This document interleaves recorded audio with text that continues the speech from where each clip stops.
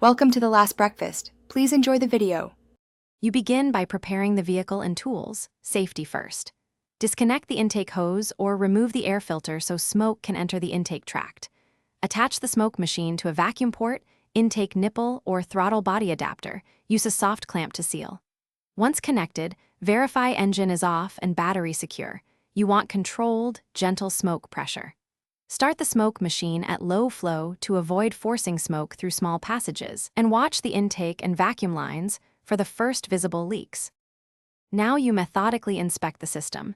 Trace each vacuum hose from the intake manifold to accessories like the brake booster, vacuum reservoir, and a VAP canister.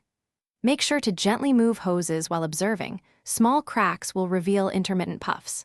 Check gaskets, O-rings, and intake manifold seams for steady smoke that indicates a significant leak.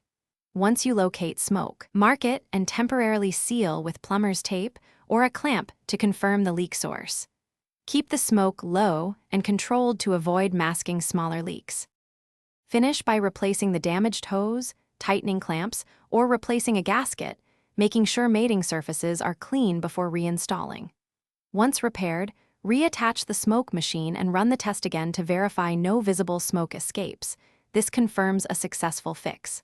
Afterward, start the engine and watch for steady idle improvement and normalized vacuum readings.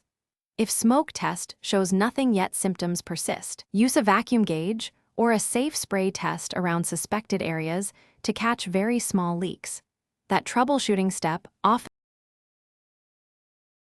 Thanks for watching. If this was helpful, leave a like and consider subscribing. See you next time.